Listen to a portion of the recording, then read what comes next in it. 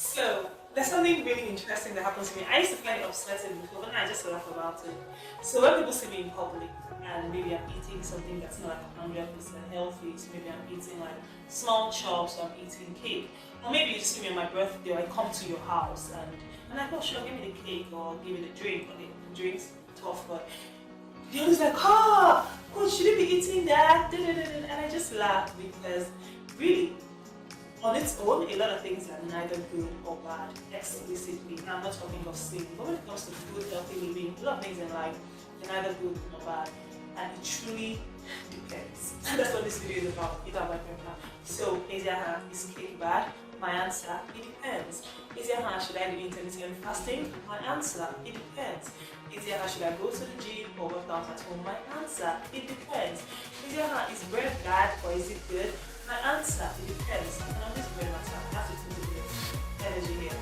So, white bread is great for you as the first meal of the day. If for some reason you pull an all night and maybe you work all night, and then you're ready to go to sleep for maybe the next 6 to 7 hours, you can eat white bread as your breakfast and go and sleep. That's fine. So it's good. It's fine. So I'm not doing it every time.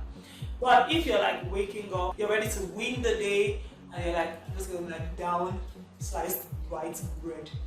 It's bad. Because my sister, you'll be tired in like 2 hours flat, if not 40 minutes. You don't want that. So yeah, it depends. Still, you see, I have to put it in some kind of context.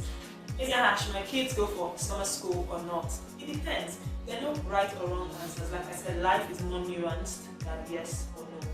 So in this video, my big goal is to get you to put situations, things in context, and then to apply the reframing model, which is something that's big in psychology. A lot of questions in life don't have this straightforward yes or no answers. They require you to employ a sophisticated thinking process.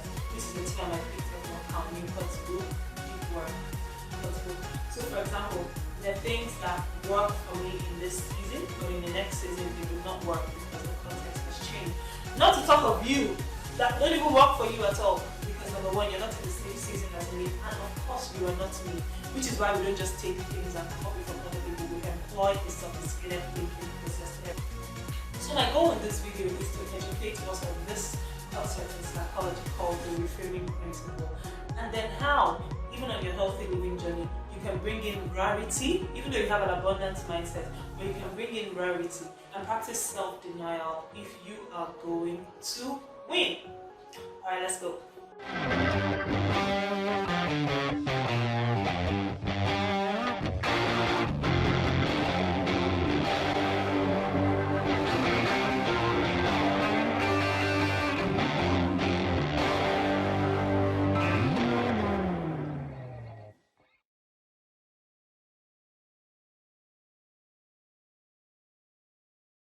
Shalom Best Lifers, welcome to your Best Life with Asia. My name is Asia Bolaji, and I'm a health coach and the founder and CEO of CoachE Nation.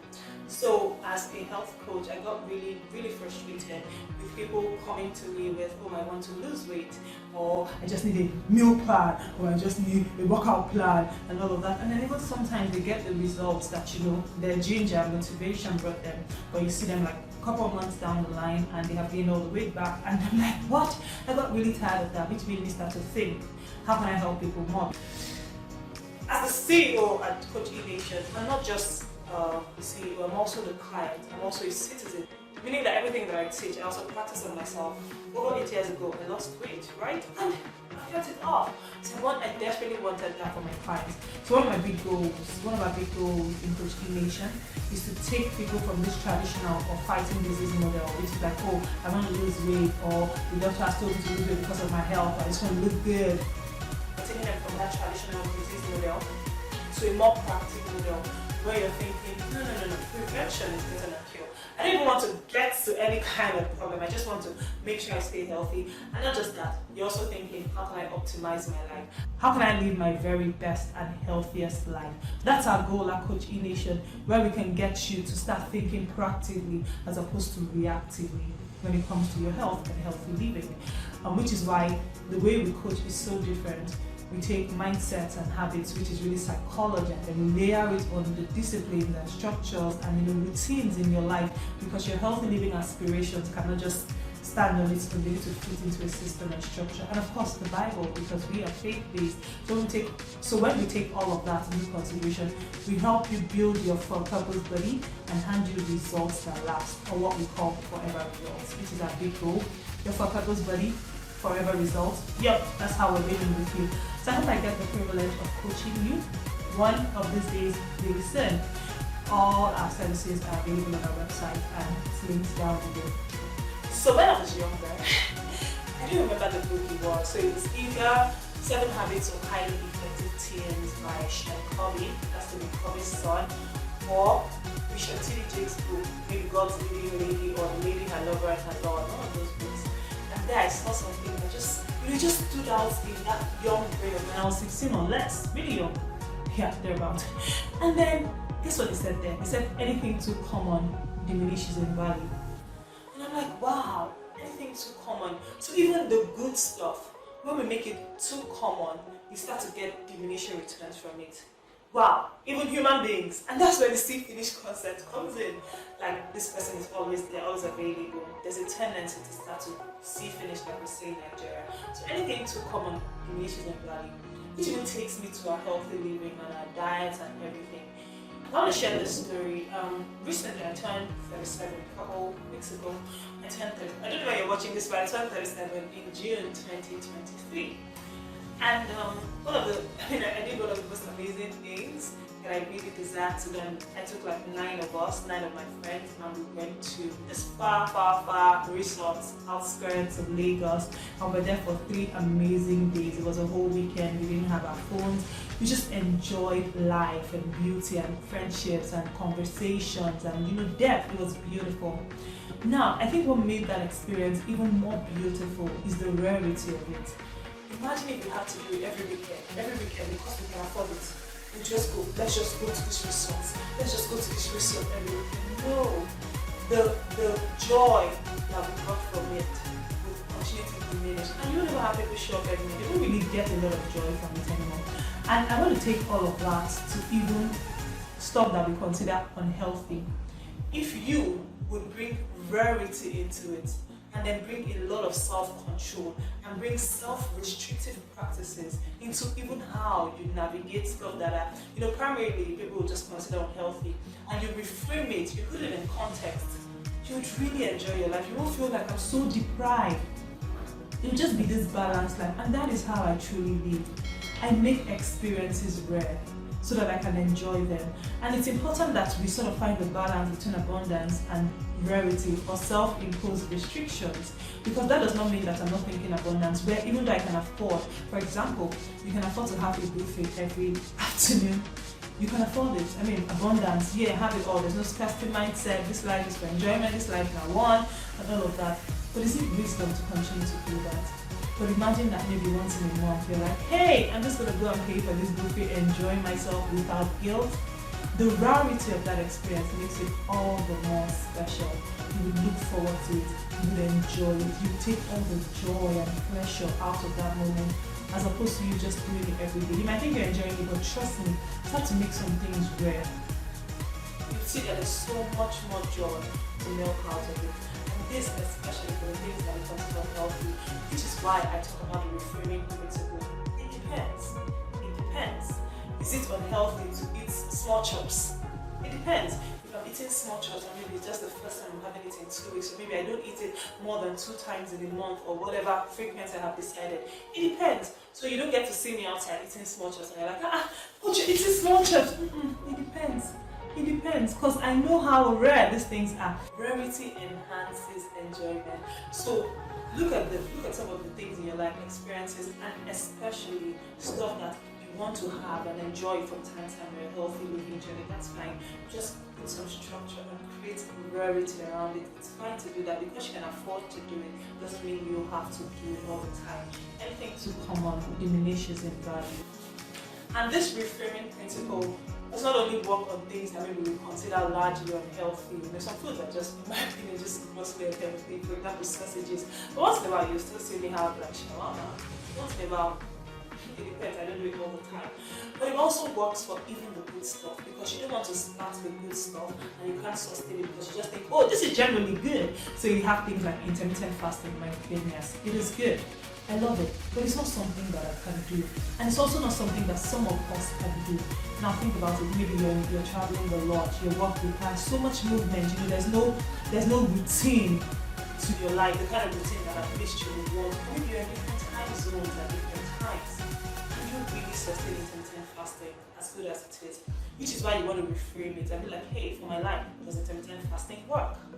The same thing with the gym. Oh my gosh, it's so good to go to the gym. My biggest desire is to be able to go to the gym every day or maybe 5 times a week. But guess what?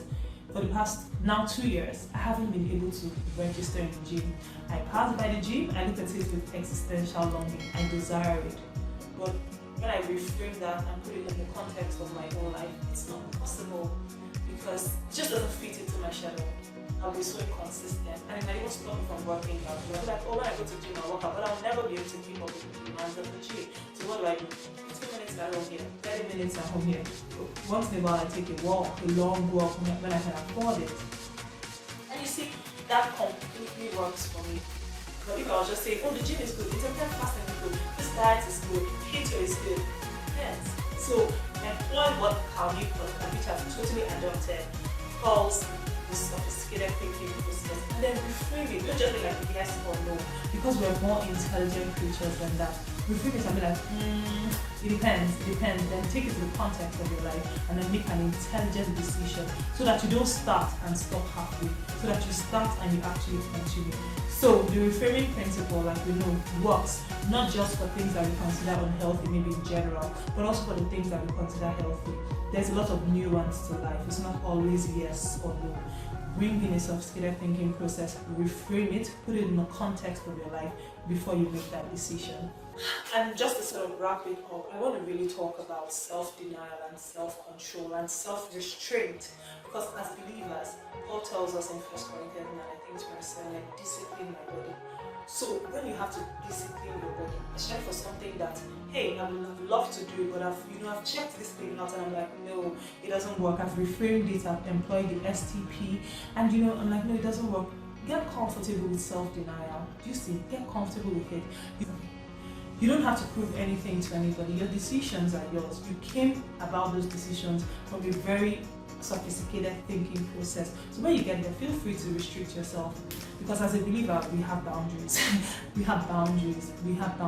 If you let the flesh go, because hey, I'm free and then it's an abundance mindset, you're gonna get into trouble. So I hope that this video has really been a blessing to you, and I hope that truly you start to not just say yes or no, no matter how good or bad you think yes, but that you reframe it, put it in context, and employ a sophisticated thinking process, of which I did a whole video talking about the sophisticated thinking process, which I'm linking down below, so go check it out, and I'll see you in the next video. Please like, subscribe, share. There's anybody who needs to see, share with Jesus girls who need to know that, look, my body is a temple. Share with people who you know just want better results from their journey. I would really appreciate that, and drop a comment if you have something to say. Until my next video, I'm leaving you with the shalom of God, which is the perfect peace of God. Because like my Jewish people would say, the prayer of shalom contains all of the prayers. God bless you.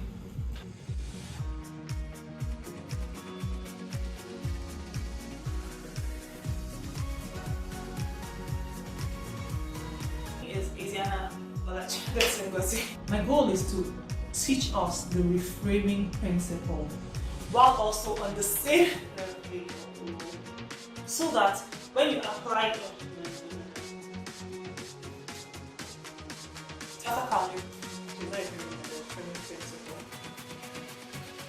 practice self-discipline. For example, you can afford to go and eat. You can afford to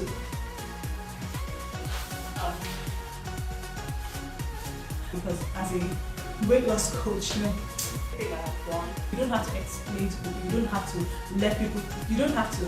So